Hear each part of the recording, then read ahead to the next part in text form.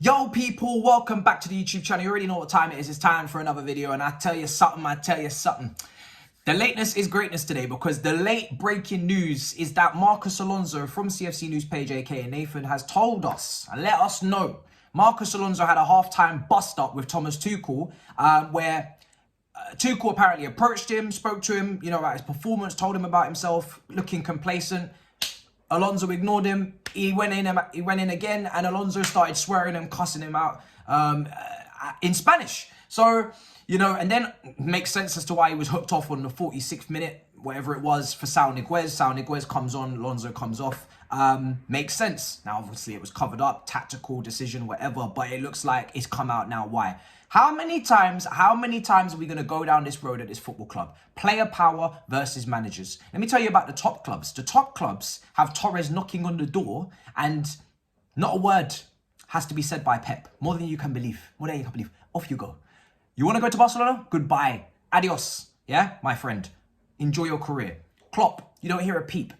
How many times have I spoken about the environment at Chelsea? The environment at Chelsea is messy, chaotic, and unsustainable. And now, the reason why I say lateness is greatness, yes, we have a few games and it's not ideal for our preparation going into the FA Cup final and Leeds. And we're going to talk about the options and the array of players that we can use in this position. But let me tell you something. The long-term gain of Marcos Alonso finally leaving this football club and taking off this hoodoo that he has around his fan base, and this Alonso runs down the wing for me nonsense. Oh, I have been waiting for this. I've been waiting for him to leave for years. I've been asking, pleading, begging for mercy for years. And finally, we are about to see the light out of the end of the tunnel. This guy has been fugazing his way throughout Chelsea since after the fantastic Conte winning title year. You take a look at each manager under since then. Sarri made a massive mistake. He got a 5-year contract under Sarri. He also called him the best left back in Europe. But he soon learned. If you remember what happened at the end of that season, Emerson started the final 4 games in the Europa League on the way to the win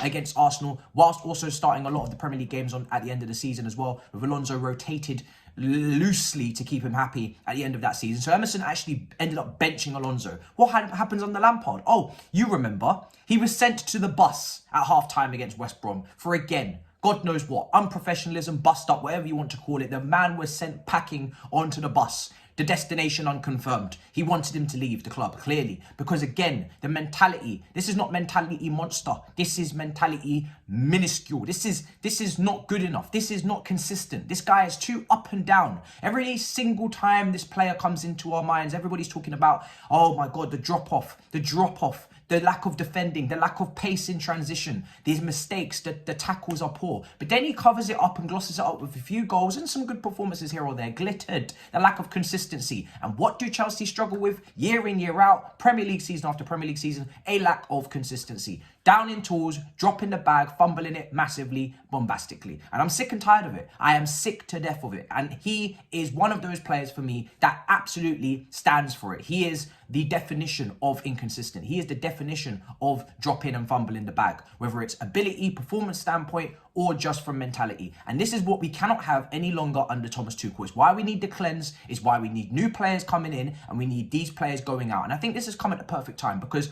although Lampard would have been right on Alonso, and if you have to take a look at the players that are leaving us, the lack of concentration in our defence, the defensive errors. I read you the statistic a couple games ago about Everton. Only Everton have had more defensive errors since the start of last season. But recently, the defensive errors have gone up even more. And where is the position where there's the most upheaval, the most pre-contract signed? It would be the defence. The poor performances are starting to come from the defenders that have been so consistent.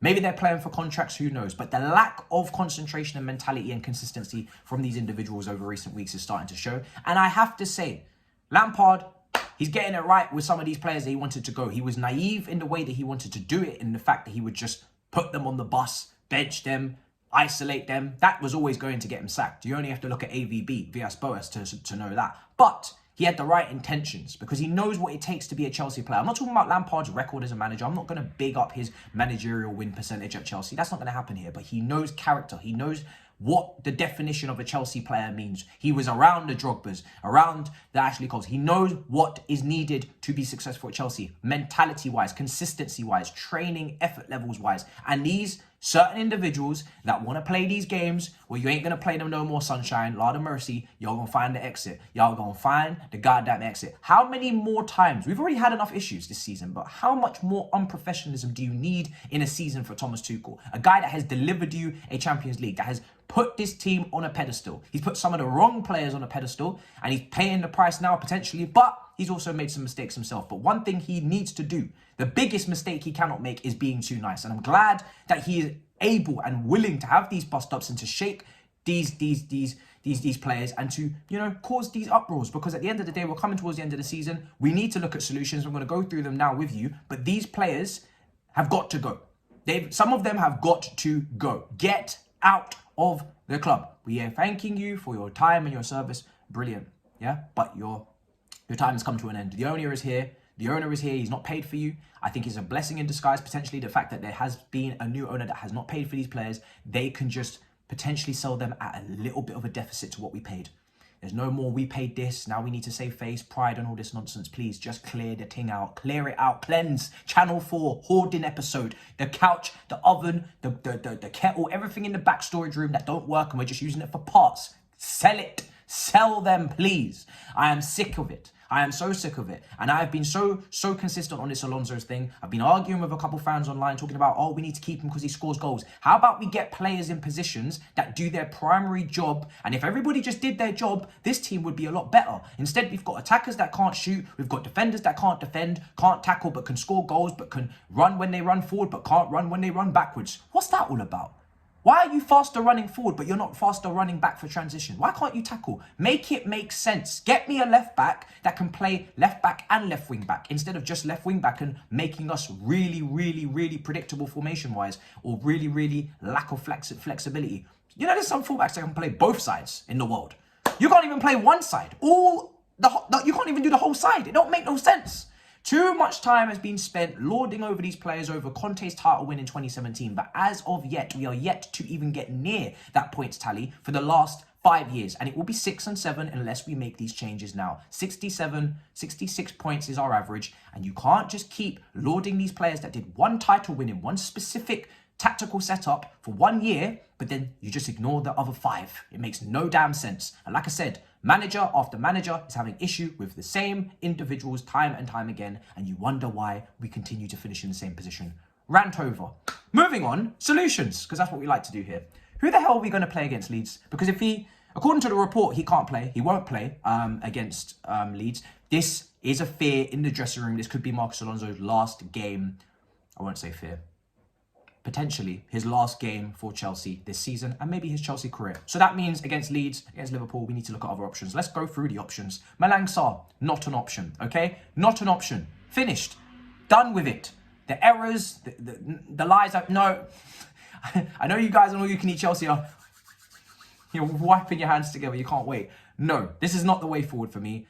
And I personally think Azpilicueta would be the best option. He's the most experienced. If you look at Tomiyasu playing against Leeds today, Rafinha on that right-hand side, they went with the more defensive option who's a little bit more reliable. Not going to bomb forward and do a Mazzolini back there. But he will stay stationary. He will do his job. And listen, Azpilicueta has had a lot of errors recently, so I can understand why you would not like this option potentially. But he's still defensively better, we pray, then Malang Sarr. So at left back, Azpilicueta is my first serious option. I would prefer Azpilicueta at left back in a back 4 if we were to change these things. If we're going to stay with the wing backs, may I introduce Kennedy, who could not play for the under-23s for God knows what reason. But he has a little thing for scoring a goal against a relegation struggler in Norwich, and maybe he could do the same at Ellen Road against Leeds. I'm clutching at straws here. Brazilian versus Brazilian, Rafinha versus Kennedy. They know each other. He knows him. Maybe. I don't think Kennedy's ever made the Brazilian national team. Don't think Rafinha even knows who he is. But I'm trying my best to come up with a solution. I'm struggling. I know.